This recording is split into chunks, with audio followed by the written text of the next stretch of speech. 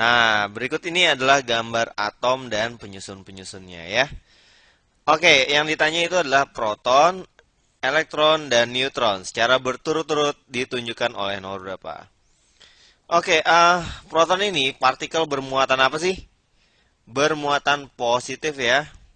Positif. Oke, kalau kita lihat yang positif itu yang mana? Ini yang positif ya. Yang nomor 2 ya. Oke. Berikutnya elektron. Elektron ini bermuatan apa? Ya, elektron itu bermuatan negatif ya, negatif. Berarti yang ini nih. Oke, berarti dia bernomor satu. Kemudian neutron. Neutron ini apa nih? Ya, dia tidak bermuatan ya. Tidak bermuatan. Atau kita bisa bilang dia netral ya. Netral. Oke, berarti dia ditunjukkan oleh yang nomor 3. Berarti jawabannya adalah 2, 1, 3. Yaitu yang C. Oke, suatu benda dikatakan bermuatan positif apabila benda tersebut, ayo gimana coba?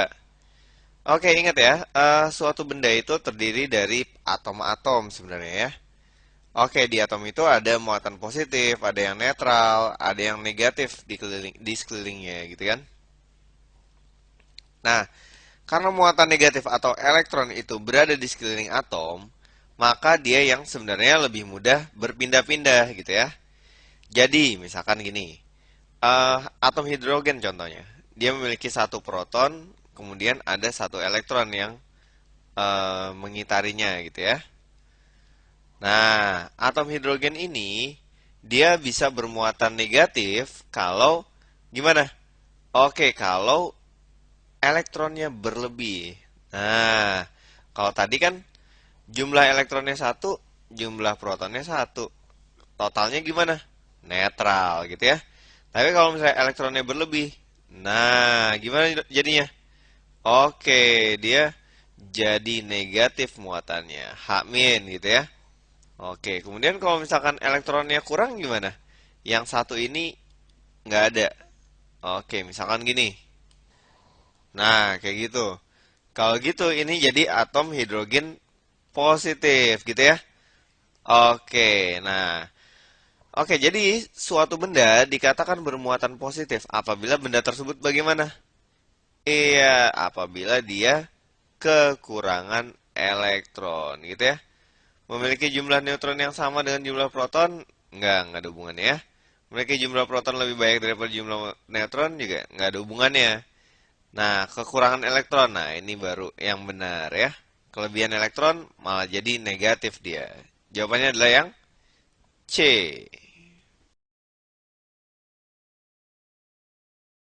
Pada suatu percobaan, sebatang politen digosok dengan sehelai kain lap.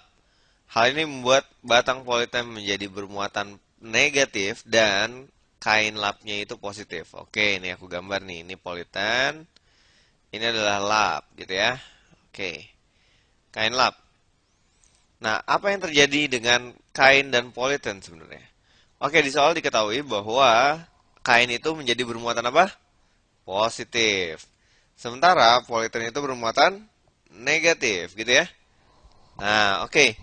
Kalau gitu, kan tadinya sebenarnya gini, mereka tuh mungkin sama jumlah proton dan neutron, sorry, jumlah ion positif dan ion negatifnya mungkin sama-sama aja gitu ya. Oke, tapi kemudian apa yang terjadi ketika digosokkan? Oke, awalnya gini ya. Nah, awalnya gini lah, sama ya. Oke, misalkan gini, bisa juga ya. Oke, kemudian ketika digosokkan, apa yang terjadi? Nah, katanya kain kan jadi bermuatan positif. Sementara politen bermuatan negatif. Oke, ingat yang bisa berpindah-pindah itu adalah apa? Elektron ya, muatan negatif. Berarti kalau gitu, kalau ini menjadi negatif, berarti muatan negatif di sini berpindah ke sini gitu ya. Oke. Nah, berarti jadinya gimana ketika digosok? Oke, di sini lebih kaya muatan negatif ya. Karena di sini mendapatkan suplai elektron dari kain ya. Oke, negatifnya banyak. Ya, positifnya nggak banyak lah. Masih ada tapi ya. Oke. Nah, kemudian em, pada kain lap ini, karena dia memberikan elektron banyak banget, akibatnya apa? Oh, di sini jadi totalnya lebih positif, gitu ya. Karena elektron yang diberikan oleh dia, wah banyak banget gitu ya. Oke, jadi jawabannya adalah apa? Kain kain kehilangan elektron ya. Oke, betul. Kemudian politen memperoleh elektron. Jadi jawabannya adalah yang A. Oke, benda yang bermuatan positif akan menjadi netral ketika dihubungkan ke bumi. Hal ini terjadi karena apa coba? Oke, jadi gini ya. Suatu benda itu kalau dia bermuatan positif, berarti banyakkan mana? Jumlah proton atau elektron? Ya, banyakkan jumlah proton gitu ya. Artinya dia kekurangan elektron gitu ya. Nah, jadi gini, dia bisa bermuatan positif karena elektron-elektronnya dia tuh pergi entah kemana lah ya. Oke, mungkin ke benda lain, nah gitu ya. Sehingga karena elektron-elektronnya itu pergi, sehingga dia banyak meninggalkan muatan positif gitu ya. Nah, seperti itu. Oke, jadi lebih banyak muatan positifnya. Nah, ketika dia dihubungkan ke bumi, apa yang terjadi coba? Oke, di bumi itu terletak banyak sekali elektron dan proton gitu ya. Nah, ketika dia dihubungkan ke bumi, maka elektron-elektron dari bumi ini akan berpindah ke benda nih. Set. Nah, sehingga hasilnya akan gimana? Oke, dia akan membuat jumlah elektron dan jumlah proton di benda ini jadi sama ya. Oke, sehingga jawabannya adalah yang mana? Oke, elektron dari bumi pindah ke benda yaitu yang A ya. Ya, berikut ini adalah 4 pernyataan tentang muatan listrik. Ayo, yang benar yang mana coba? Muatan listrik yang sejenis tolak menolak, benar nggak? Misalkan positif sama positif. Ayo, dia tolak menolak atau tarik menarik. Ya, kalau dia sejenis kayak positif dan positif gini, maka dia tolak menolak gitu ya. Jadi ini benar ya. Oke, kalau negatif sama negatif gimana? Iya, dia kan sejenis jadi tolak menolak juga ya. Nah, berikutnya apa? Muatan listrik yang berbeda jenis, tarik menarik. Ya, betul juga ya. Positif sama negatif pasti tarik menarik ya. Oke, jadi satu dan 2 udah benar lah ya. Nah, coba kita cek nomor 3 sama 4. Benda bermuatan positif karena mendapatkan proton. Yang keempat, benda bermuatan negatif karena melepaskan proton. Oke, kamu ingat ya konfigurasi elektron? Elektron itu. Atom ya, atom. Jadi proton dan neutron itu di tengah-tengah ya. Sementara elektron itu mengelilingi di sekitarnya gitu ya. Oke, ini elektron nih, shoot gitu ya. Nah, jadi benda apapun ketika dia bermuatan, baik itu positif atau negatif, yang bergerak itu bukan protonnya. Protonnya itu sulit keluar dari atom ya.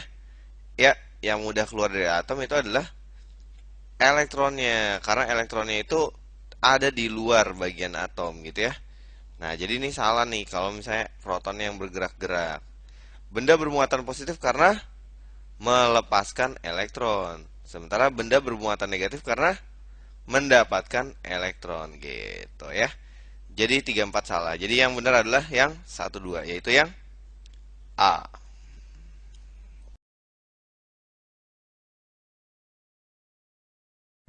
A adalah muatan negatif.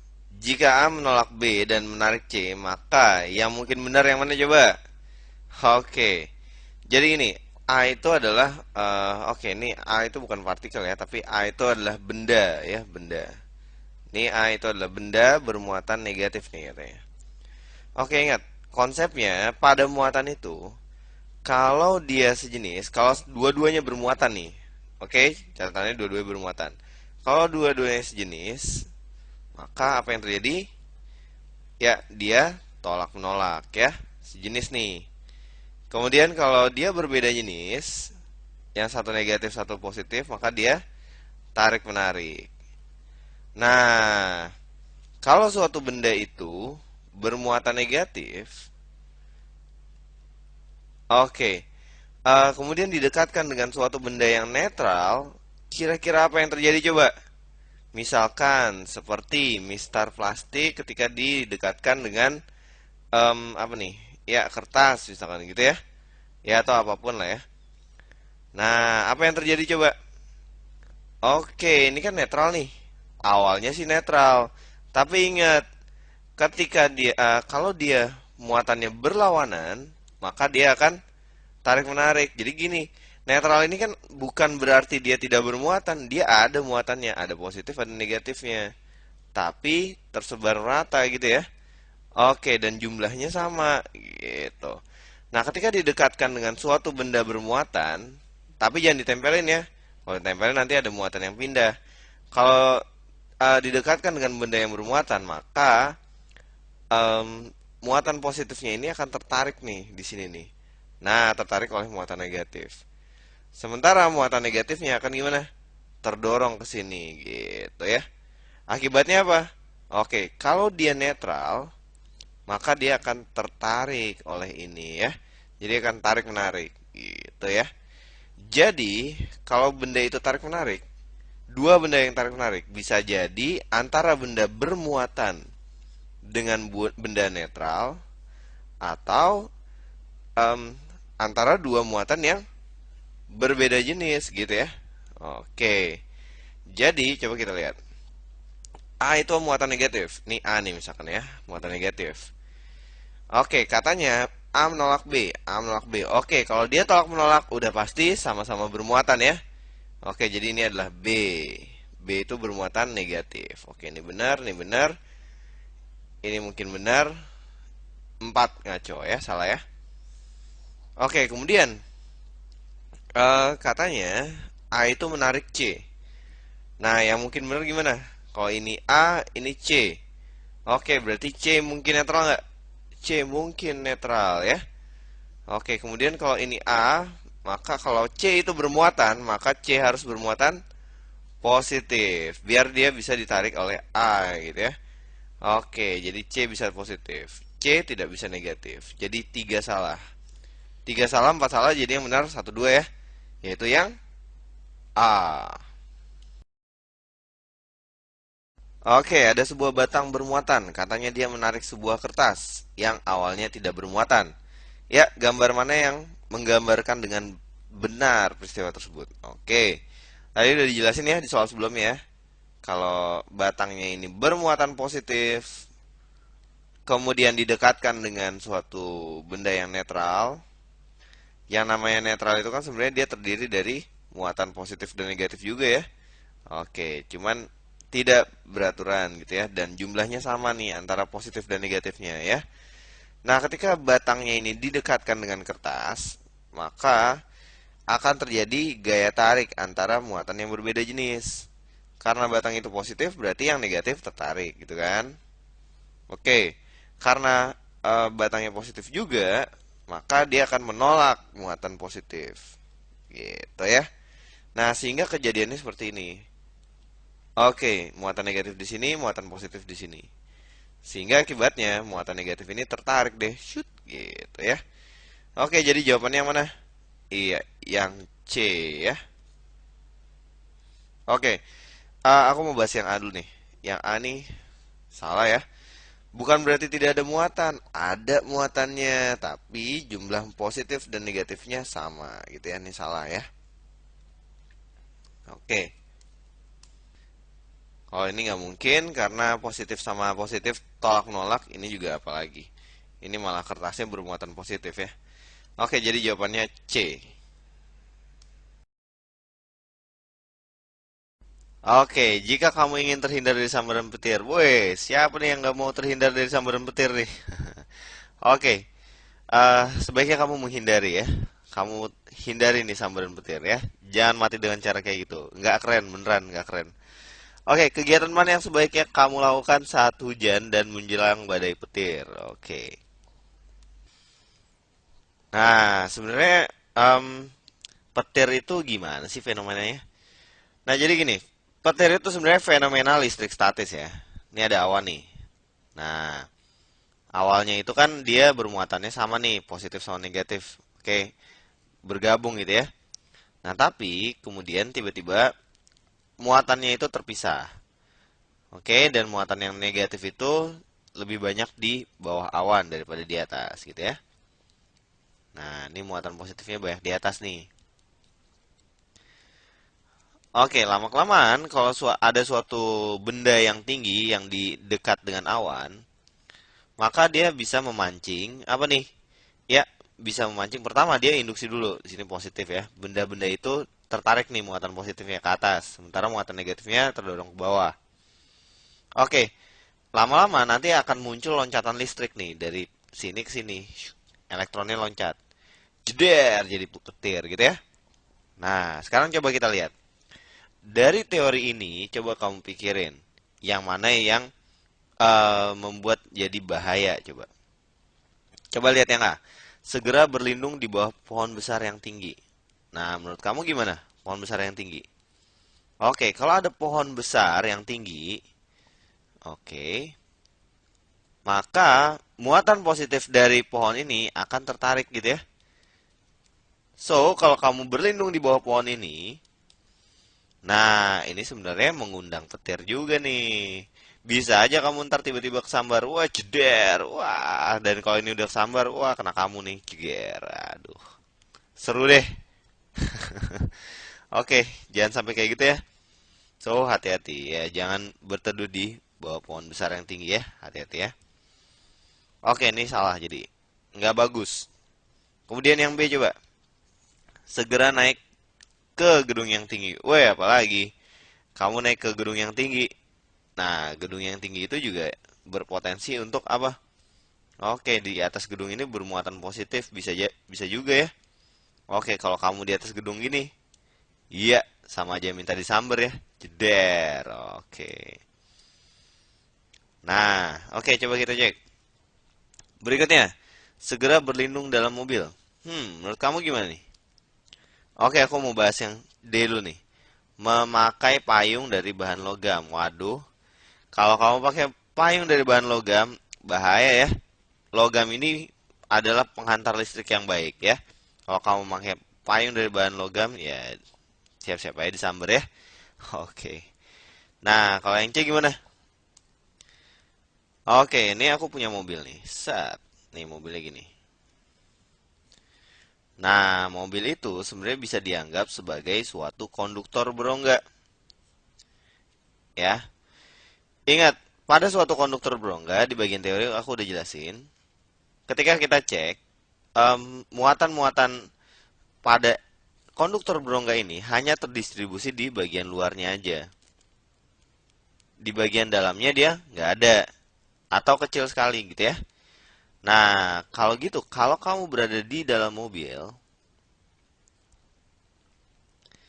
nah kalau kamu berada di dalam mobil, maka ketika ada petir menyambar, ya mungkin mobil kamu kenapa-kenapa bagian luarnya gitu ya. Oke, tapi kamunya ya nggak apa-apa, karena kamu berada di dalam mobil, oke? Gitu ya. Oke, jadi C itu benar ya. Jadi jawabannya adalah yang C. Jika sebuah penangkal petir yang baik dipasangkan pada gedung, maka oke.